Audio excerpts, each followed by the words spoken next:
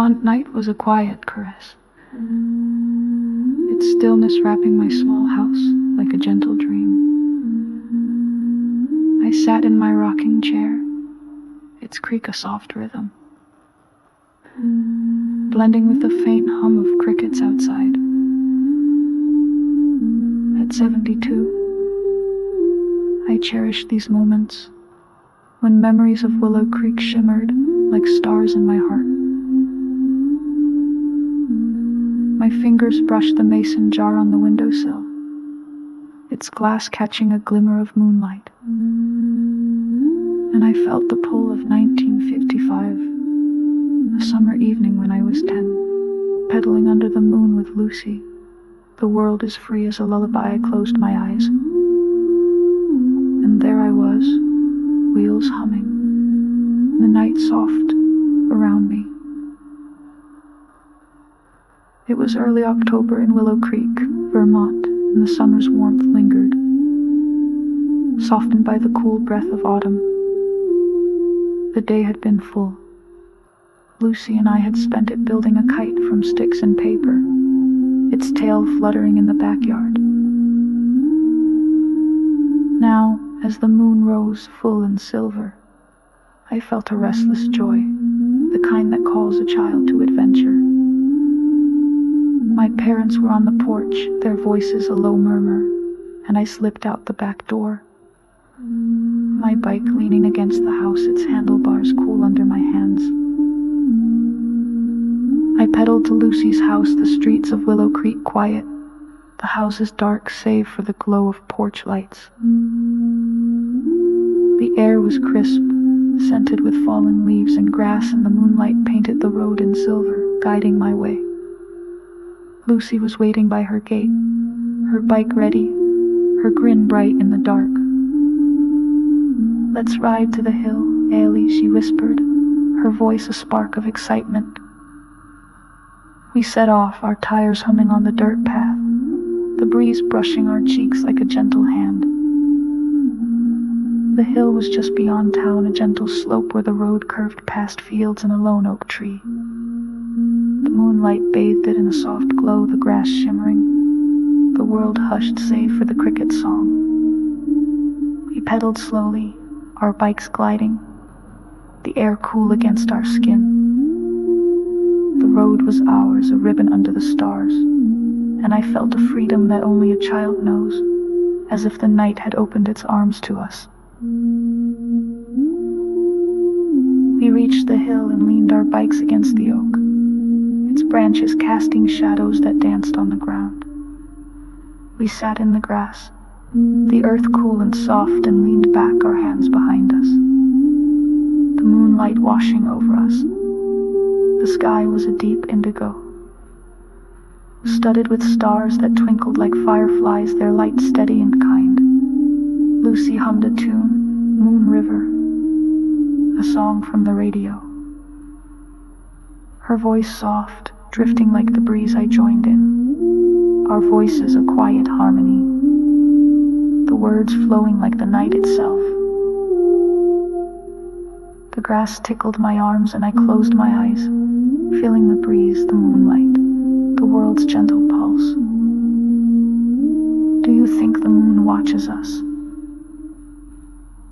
Lucy asked, her voice a whisper. I smiled, imagining the moon as a friend, its light a warm gaze. "Maybe," I said. "Maybe it's keeping our secrets."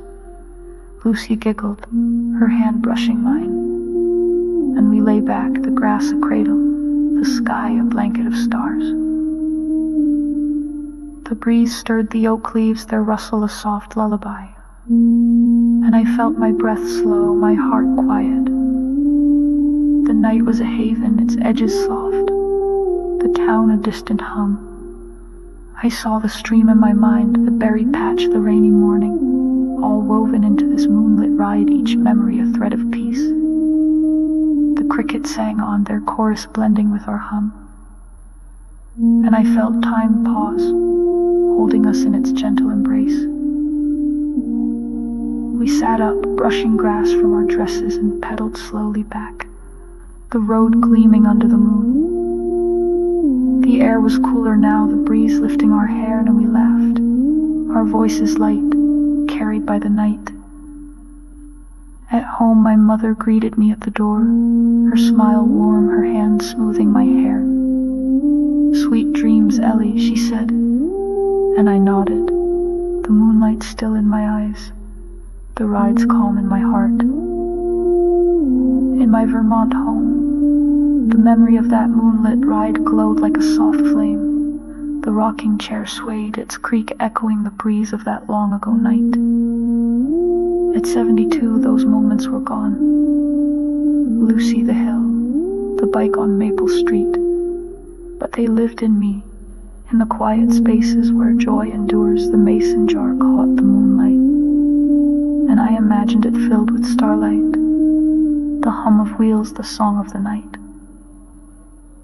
Outside, the Vermont stars twinkled, a faint echo of Willow Creek. I closed my eyes, my breath slowing, and felt the hill around me. Its grass soft, its moonlight warm. Lucy's hum played on, Moon River, a melody that never faded. As I drifted toward sleep, I was a girl again, pedaling under the stars, held by the night, dreaming in the glow of freedom. The Vermont morning was tender, its light seeping through my curtains like a gentle breath. I sat in my rocking chair, its soft creak, a quiet rhythm blending with the chirping of birds outside. At 72, I held these moments close, when memories of Willow Creek bloomed like flowers in my heart. My fingers brushed the mason jar on the windowsill, its glass warmed by a dawn glow. And I felt the pull of 1955, a summer morning when I was 10. Eating breakfast on our porch, wrapped in the warmth of family, I closed my eyes and there I was, basking in sunlight, the world as calm as a lullaby. It was mid-October in Willow Creek, Vermont, and the summer's warmth lingered, kissed by the crisp edge of autumn. I woke to the scent of toast and coffee, the sounds of my mother in the kitchen, the soft hum of life. The house on Maple Street was stirring, its wooden floors creaking under my bare feet. As I slipped into my cotton dress, its hem soft from summer wear, the sun was just rising, painting the sky in shades of pink and gold, and I stepped onto the front porch, drawn by the promise of a new day. The porch was our summer haven, its planks worn smooth, a swing swaying gently at one end. My father had set up a small table draped with a checkered cloth, and my mother was arranging plates, her apron tied, her smile bright as the dawn. "Morning, Ellie," she said, handing me a glass of orange juice, its coolness a spark in my hands. I sat in a wicker chair, the cushions soft, and breathed in the air scented with grass and morning dew. The table held a simple feast, slices of toast, golden and warm, slathered with butter and strawberry jam, a pitcher of milk, frothy from the farm,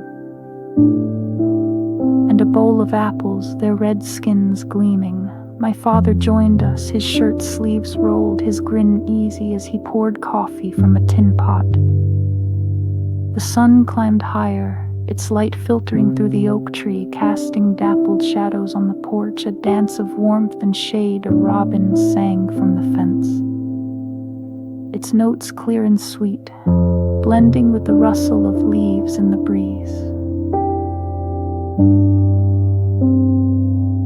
We ate slowly, the toast crunching softly, the jam sweet and tart on my tongue. My mother hummed a tune, morning has broken, a hymn she loved, her voice light, weaving through the air like the sunlight. I sipped my juice, the glass cool against my lips, and felt the morning settle over me, as if the world had slowed just for us. My father chuckled, telling a story of a squirrel he'd seen stealing nuts, his voice low, a gentle ripple in the quiet.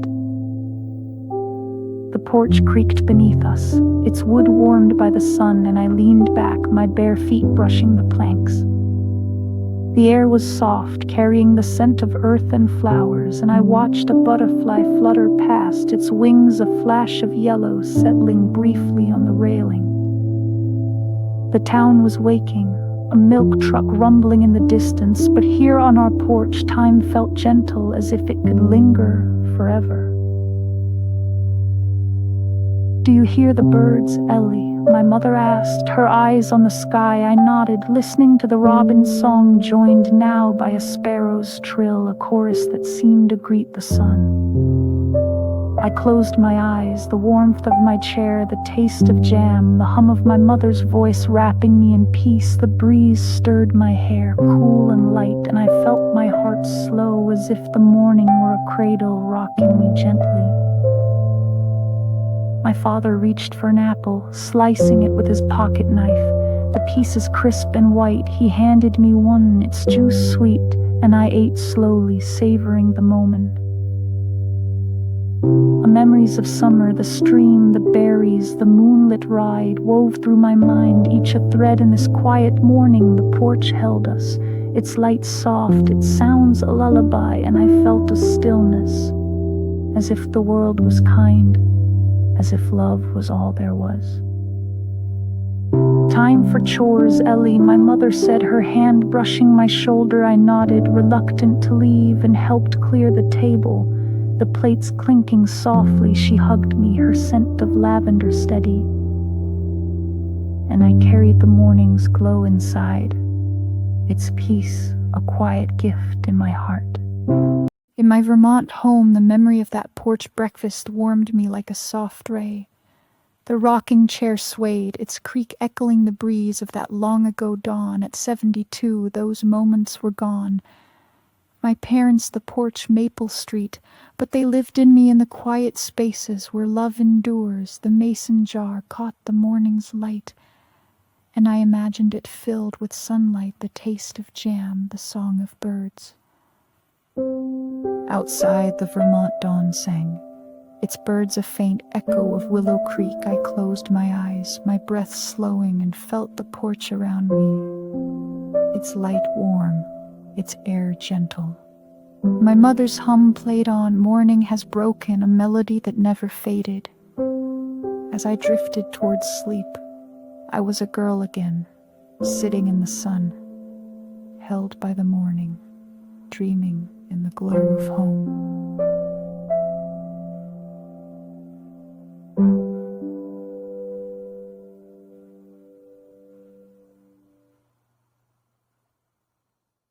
Small house, like a gentle sigh.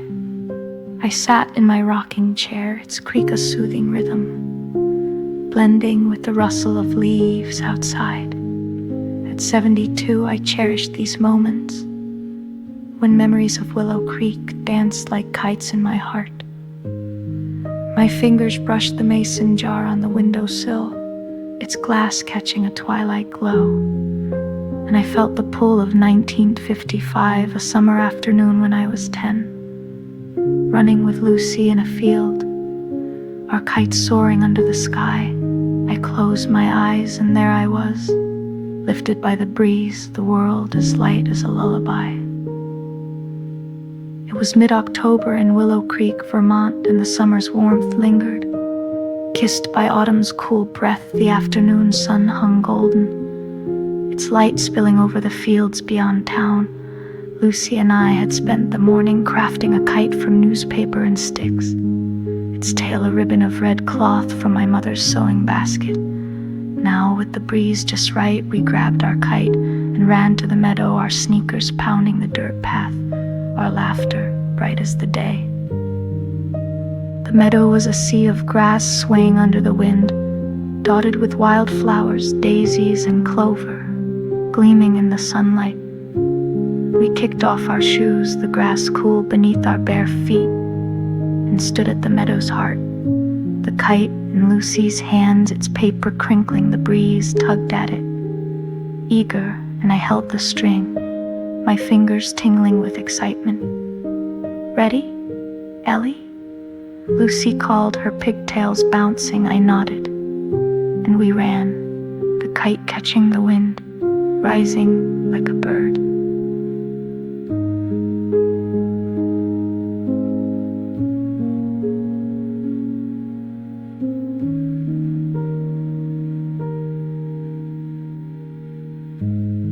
kite soared, its red tail fluttering, a splash of color against the blue sky. We stopped running, letting the string unspool, the kite dancing higher, swaying in the breeze. The meadow hummed with life, crickets chirping softly, bees buzzing among the clover, a sparrow's trill floating from a nearby tree. The sun warmed our faces, its light soft, and I felt a freedom, as if I could fly with the kite, carried by the wind.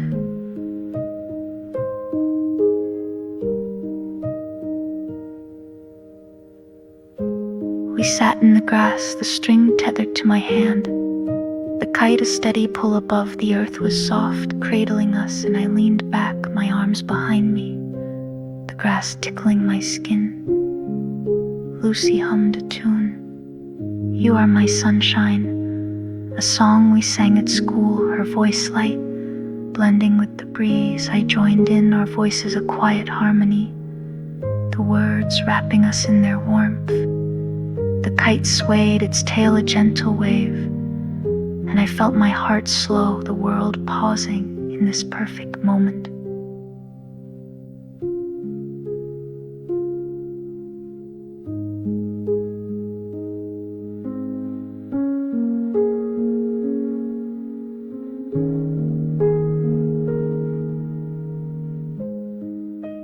Look, Ellie, it's touching the clouds, Lucy said, her eyes bright. I gazed up, the kite a speck against the sky, its string a silver thread in the sunlight.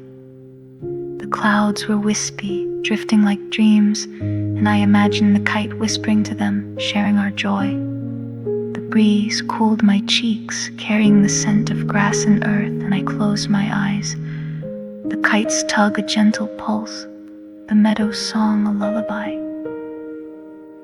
The grass rustled around us, the wind a soft caress, and I saw the stream in my mind, the berry patch, the porch breakfast, all woven into this afternoon. Each memory was a thread of peace glowing under the sun. Lucy lay beside me, her hand brushing mine, and we watched the kite, its dance unhurried, as if it knew the sky was endless. A butterfly flitted past, its wings a flash of blue, and I smiled, feeling the meadow hold us, its calm a quiet gift. Do you think the kite can see us?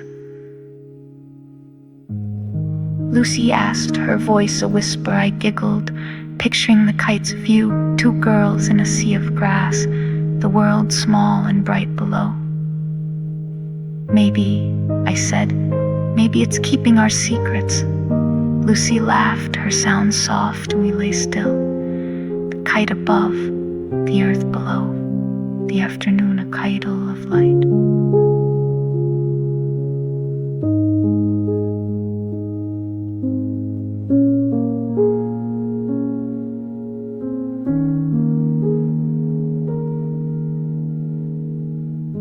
The sun dipped lower, its light turning amber, painting the meadow in golden hues. We reeled in the kite, its paper crinkling as it landed, and folded it gently, the string coiled in my hand. We walked home, our bare feet dusty, the meadows glow in our hearts. At home my mother greeted us with lemonade, her smile warm, and we sat on the porch, sipping slowly, the day's joy lingering like the breeze. In my Vermont home, the memory of that kite afternoon lifted me like a gentle wind. The rocking chair swayed, its creak echoing the meadow's rustle at 72. those days were gone. Lucy the kite, the field beyond Maple Street, but they growed in me.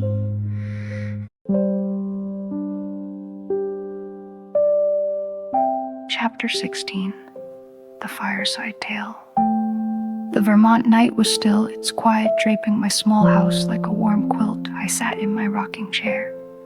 Its gentle creak a soft rhythm, blending with the faint whisper of wind outside at 72. I held these moments close when memories of Willow Creek glowed like embers in my heart. My fingers brushed the mason jar on the windowsill, its glass catching a flicker of starlight, and I felt the pull of 1955, a winter evening when I was 10. Curled by the fireplace with my grandfather, his stories weaving a spell of peace. I closed my eyes, and there I was, warmed by the fire, the world as soothing as a lullaby. It was late October in Willow Creek, Vermont, and the autumn air had turned crisp, the last traces of summer fading into memory. The day had been spent raking leaves with Lucy, our piles rustling in the yard. But as night fell, a chill settled over Maple Street. I returned home, my cheeks flushed, my sweater smelling of earth and leaves. The house was a haven, its windows glowing, the scent of my mother's apple pie lingering from supper. In the living room, the fireplace crackled, its flames casting a golden glow across the worn rug and rose-patterned walls. My grandfather sat in his armchair, a blanket over his knees, his pipe unlit in his hand. His face was lined with years, but his eyes sparkled, full of stories that seemed to dance with the firelight. "Ellie, come sit," he said, his voice slow and warm, patting the stool beside him. I kicked off my shoes, my socks soft on the floor, and settled close, the fire's warmth wrapping me like a hug. The room was quiet, save for the fire's soft pops and the faint tick of the mantel clock. My parents were in the kitchen, their murmurs a gentle hum through the walls. The lamp was off, the firelight enough, its shadows swaying on the ceiling like a slow waltz. I pulled my knees up, my hands resting on them, and breathed in the scent of burning wood, smoky and rich, mingled with the faint sweetness of pie.